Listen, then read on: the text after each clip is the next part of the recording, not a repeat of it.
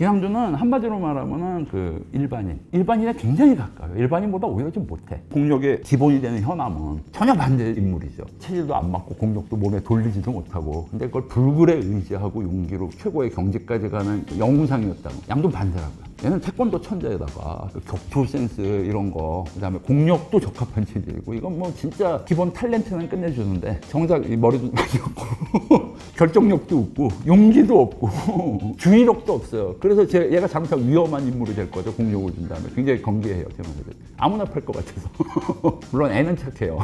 요즘 말로. 그래서 일반인이 쉽게 동감할, 사실 현암을 일반인이 동감하기는 어렵잖아. 존경할 수 있어. 근데 양두는 솔직히 말해서 대부분의 읽는 사람들보다 더 찌질하다고요, 한마디로. 근데 이런 사람이 올라가는 과정, 그리는 게 아주 왕도적인 전개거든요. 이거 이제 한 번쯤 정통으로 해도 괜찮을 것 같다, 내 판단으로. 제일 좋은 게 이제 내 입장에서 그 테마로 전작이 굉장히 무겁고 많잖아요. 근데 이게 부담감이 되는데, 양두라는 캐릭터 자체가 제일 중요한 게 얘도 똑같이 새로 테마로 접하신 분하고 똑같이 아무것도 몰라요. 그 상황에서 하나씩 익혀지고 하는 과정이라서 아주 자연스럽게 흘러갈 수 있다. 그래서 이걸 내 골조의 기본으로 둔 거예요. 그러면서 또 다른 전대 읽으신 분들은 옛날 사람들의 이후가 어떻게 됐나 이런 게 궁금하고, 그러니까 이것도 또 다른 줄기로 엮어서 이렇게. 내가 웬만하면 이게 플롯 짜고 이러는 거는 난 진짜 밥 먹듯이 어려움을 안 느끼는 사람인데, 이거는 많이 제고하면서 신경 많이 쓰는 편이에요. 그래서 내가 자신 있게 얘기하는 거야. 새로 입문자도. 그거 제일 큰 관건이었거든. 출판사이고 팬들도 그거 제일 걱정하고. 그러니까 신규를 위해 썼으면 그럼 옛날 사람들은 다 들러리로 나오겠네. 막 이런 오해나 걱정들이 진짜 많았어요. 물론 뭐 모든 캐릭터가 다 나오는 건 아니고, 뭐 여기서 이름 정도만 되고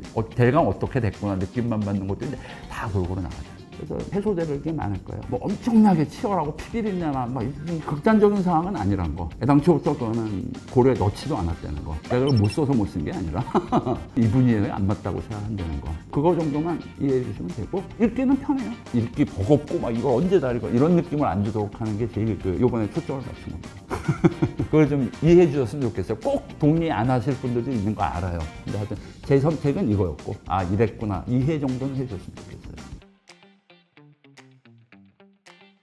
그게 자연스럽고 당연하고 제일 합당하죠. 그게 사실 완성을 보여주는 거잖아요. 특히 현암을 많이 신경 써요. 그러니까 사람이 스승처럼 티내는 내 꽃 안 되는데 그 임팩트가 좀 있게 하려고 참 많이 했어요. 그 옛날에는 제일 혈기 넘치는 사람이 야 이렇게 됐구나, 그런 포인트도 있고, 그리고 박신모 같은 사람이 뒤에서 조용히 악마학 같은 걸 30년 동안 현암까지도 다 가리키면서 한 게 결국 그 결실을 보이거나 막 이런 거 있잖아요. 그래서 이게 캐릭터가 워낙 많았기 때문에 이게 한 명 한 명 집중해서 안 돼서, 내가 크게 봐서는 양두를 주인공으로 삼는 거 빼고는, 양두도 사실 그 중에 아주 팀이라고 생각을 했어요. 한 팀이라고. 여러 사람이 있어도 좀 들러와도 이게 팀이라는 느낌이 강하기 때문에. 그러니까 사제 관계 이게 벌써 생겼잖아요, 여기서. 옛날 1세기에서 말은 테마가지만 이거 그냥 동료로 가족처럼 지내지만 실제로 이건 뭐 구성도 없고 뭐 룰이 뭐 특별히 있는 것도 아니고 완전히 그렇거든요. 근데 여기 이제 스승, 제자, 뭐 위계, 뭐 지원자, 후원자 이것까지 다 들어왔죠. 그러니까 팀이 이제 하나의 큰 팀이고 조직이 돼서, 그럼 또 거기에 걸맞게 스승, 베이스가 되고, 난 그거는 나쁘지 않다고 생각하는데요. 그게 제일 많이 걱정된 거였어요. 근데 이현암의 팬이라도 이 정도는 불굴에 이걸 다시 한번 보였다고 생각하고, 양두를 깎아내는 것만 아니에요. 그래서 내가 양두를 굉장히 귀엽게 보이려고 노력을 많이 했어요. 그러니까 얘가 지금 바보고 들떨어지고 해서 잘못하면 고구마인데, 얘가 워낙에 순진 빵이고 이러니까 밉게 보이진 않으려고 최소한. 이건 내가 여태까지 많이 하던 캐릭터 스타일하고는 다른데 완전 허당이기 때문에 오히려 공감이 잘할 거라고 생각했어요, 이 사람들은. 그런 질문 많이 받는데, 내가 제일 힘든 것 중에 하나가, 나도 애착을 가려면 가질 수 있어요, 캐릭터들. 근데 그러면 안 돼요. 항상 하는 얘기인데, 그러면 내가 다루는데 제약이 생겨요. 내 목적은 뭐죠? 독자들한테 느낌을 주기 위한 거지 얘네들을 위해서 주는 게 아니에요. 얘는 그래서 언제든지 죽여야 되면 죽이고, 희생시켜야 되면 희생시켜야 되고, 억울하게 만들지 않으면 안 되거든요. 근데 그건 이해해요. 여러분들이 좋아하는 건 이해하기 때문에. 나도 사실 질문으로 하면 이런 사람이 좋다라고 하는데, 실제로 난 굉장히 냉정하고 차갑게 돼요. 언제든지 꾸겨서 버릴 수 있는 거리감을 안 두면 안 돼요. 그래서 개인적인 선호 같은 건 없고요. 없게 하려고 진짜 노력해요. 사랑하지 않으려고. 그 노력을 몇십 년 동안 계속 해야죠.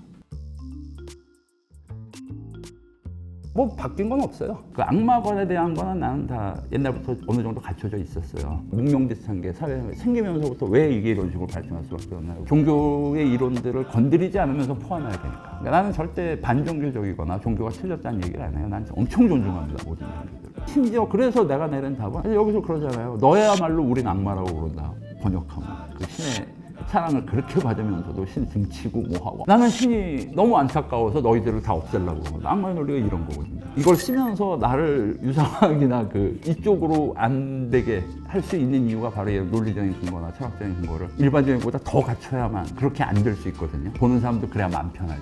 그러기 위해서는 그 악마의 정체성이나 이런 것도 물론 내 나름의 세계지만 정립을 해야 되는 게 필요했어요. 그래서 원래는 악마는 육체하고 상관이 없고 지구랑 상관이 없는 상태에서 이거만 보내는 존재였는데 이번 신세편에 특이하게 한 건 그 육체를 가진 악마를 탄생을 시키죠. 뭐 살짝 스포하자면 여기서 이제 공포대공이라고 나오는데 한 100년 전에 처음으로 만들어진 실험체예요. 구한말에 병인 복사 뭐 이런 거 해갖고 그 나라 완전히 그 말해갖고 사람들의 그 원한 분노 이게 막 끌어 넘치는데 여기가 저격이다. 그래서 여기서 악마를 탄생시키려고 했었거든요. 그 얘기가 마저편에 좀 나와요. 그래서 그때 공포대공을 한번 찌 눌려서 얘가 제 힘을 못 발휘하고 있다가 이것도 스포지나 외전상거에 새해 갈라지는데 이게 이쪽을 따라온 거야. 그러니까 악마는 복제를 못 하잖아. 지구상의 복제였으니까. 복제라고 치면 시간상에 꺼낸 거니까. 근데 악마는 다른 세월의 흐름에 있으니까 여기가 안 받아서 당연히 평화가 온 거야. 악마가 아무것도 못 하는 거야, 여기.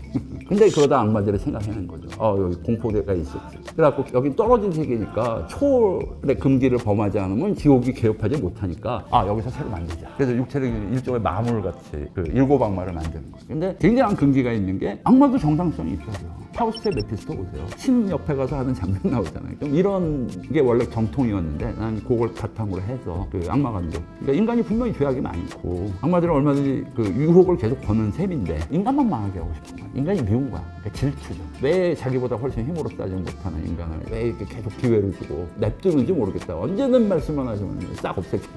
이런 입장이거든요. 종교관들을 좀 내가 융합해서 새로 해석한 경향이 크죠. 좀 그런 신관에서 그 악마들이 그 위치가 좀 달라요. 악마들이 절대 악이 아니라고. 인간에서만 절대 악이라고. 인간은 인간 나름대로 딴 사람들이 악이건 뭐건 상관없이 우리는 살아야겠어. 충분히 할 수 있는 존재라고. 난 이 말을 하고 싶은 거예요. 이거를 대비시키고 싶어서 악마를 이제 새로 짜는 거고요. 그래서 이 악마들이 인간을 또 베이스로 하잖아요. 결국 한계가 오는 게 얘는 창의를 못해. 금지됐어요. 그 창의를 본격적으로 할 수 있는 건 인간밖에 없어요. 그게 이제 신이 인간을 편애해야 한다는 증거예요. 우리 소위 말해서 말로는 뭐도 무섭게 발전하잖아요. 상상을 초월할 정도. 이런 식으로 인간이 무섭게 발전하고 이러는 게 내 설정상에서는 그거야말로 신이 인간을 총애한다는 증거. 자유의지하고 그 권한을 줬다고. 뭐 이런 식으로 해석할 수도 있다. 신이 총애하시니까 일단 그걸 대놓고 방해를 못 한다고요. 그러니까 그 꼬투리를 잡고 인간을 타락시킴으로써 자기네 목적을 실현을 한다는데 이제 그래서 이제 중요한 인물이나 중요한 사건에 개입하거나 뭐 훌륭한 인물을 악마가 죽여버려 이런 일은 뭐 안 일어나는 거예요. 원래 중세부터 그런 체계가 그랬어요, 신학적으로. 근데 이제 이걸 벗어나기 시작해요. 왜냐하면 스포일러지만 이 세계는 옛날에서 다시 꺼내 복제된 세계다. 그러니까 의미가 없다. 여기서는 맘대로 해도 돼. 테마사 입장은 아니 이렇게 해서 시간대 끌어가서 이걸 복제라고 할 수 있는. 설령 복제했으면 생명이 아니냐. 우리 분명히 살고 있는데. 사실은 그 대립이 제일 큰 주제예요.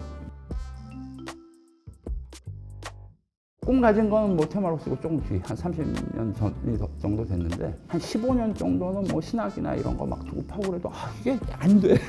주장들이 너무 달라. 그거보다 더 근원적인 거를 창시해보자. 이쪽으로 간 거야. 그래서 실제로 난 그 악마나 그거의 기원이 원주에부터 시작해서 그 맥을 잡기 시작한 게 그 인류하고 분리하니까 되더라고요. 여기서부터 시작을 하니까 이걸 어떻게 풀어갈 수 있겠다 돼서 한 15년 됐어요. 그거 근거로 해갖고 그 체계를 만든 지. 근데 이제는 세부까지, 역사적인 흐름까지 대충 채울 수 있고, 특히 종교에 대한 대답을 만드는 게 진짜 힘들었거든요. 종교를 폄하하거나 낮추지 않고 그 종교의 세계를 거의 흡수하다시피 해야 되기 때문에 이게 진짜 힘들었죠. 그건 평생 일대의 작업이라고 생각을 해요. 못 믿으실 분들도 있으시겠지만 난 중세시대 때부터 있었던 그 기독교 세계가 제일 많이 도움받았고, 또 불교에 하는 거 많이 봤어요. 불경이 폭넓은 가르침 큰 세계 이것도 받았고, 또 신조세적인 것도, 또 유교도 내가 뭐 도교, 그러니까 다 포함되어 있어요. 그래서 이렇게 뭉뚱그려서 이게 비슷하게 돌아가는 세계관을 만들었다고 볼 수 있는데, 악마는 그 중에 하나죠. 그래서 내 세관의 악마는 다른 사고관을 가진 사람에게는 다르게 보여요. 근데 여기서만은 내가 악마를 결국 진짜 꺼낸 이유가 육체를 가지고 만들었기 때문에 여기는 누구나 다 똑같이 괴물로 보여. 뭐 예를 들면 옛날에 외란용 글자 썼을 때 거기 삼신대모가 나오는데, 서양 사람이 만약 거기서 그걸 보면 마리아로 보인다고요. 다 전혀 상관없어요. 원래 그 초월한 존재들이기 때문에. 근데 그런 특이성을 갖지만 다행히도 얘는 그 초월체가 아니라고, 육신을 가지고 만들어졌기 때문에 엄청난 능력을 가졌는데 그래도 해볼 만한 거예요. 그러고 그러면서 진짜 사람이 실체할 수 있는 오컬트의 이면에 있는 공포적인 인간의 부정적인 감정이나 공포를 자아내는 그런 요소들, 이걸 사실 상징한 거죠. 진짜로 보면 현암이 뭐 동력이 진짜 존재해갖고 내가 팡팡 날라다닌다고 쓰긴 썼는데 사실 그 의미가 아니잖아요. 이 사람 의지의 상징이다. 그러니까 인간의 의지를 모인 걸 그냥 공룡이라고 해서 여기서 보기 좋게 이렇게 한 거지. 원래 그게 문학의 묘미잖아요.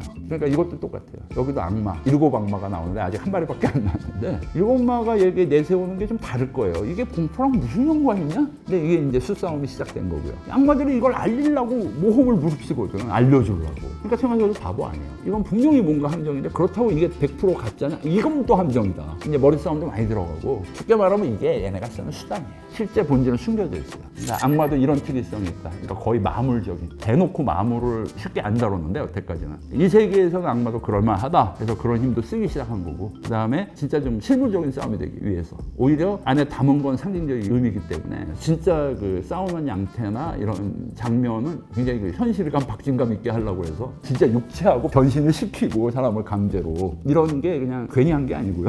다 이런 의미를 가지고 한 거예요.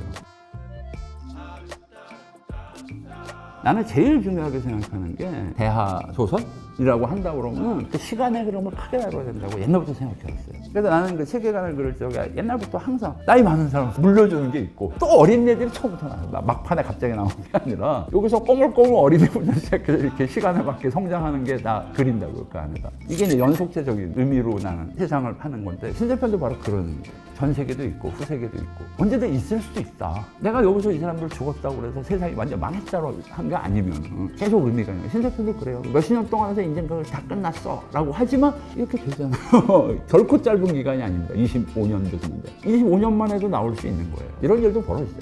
이거 자체만 해도 지금 팬들이 많이 감격하잖아요. 나 그것도 사실 짐작을 했어요. 나도 굉장히 힘든 작업이었고요. 25년 동안 묻혀져 있던 게 후속편을 낸다고 이게 말이 돼? 보통 그렇잖아요. 지금 현대로서는. 근데 이런 일도 있다고요. 이 의미가 제일 크다고 봐요. 뭐 마지막으로 그 정리를 좀 하자면은 사실 제가 의도는 책에다 다 써요. 그 외의 거를 뭐 밖에서 얘기는 보통 잘 안 하기 때문에 책을 그냥 봐주시면 고맙고요. 언제나 이렇게 믿음 가져주시고 성원해 주시는 독자분들에게 감사하고 저도 그래서 이렇게 머리가 하얘질 때까지 몇십 년 동안 계속 노력하고 있잖아요. 좀 믿어주세요. 그리고 많은 성원 부탁드립니다. 감사합니다.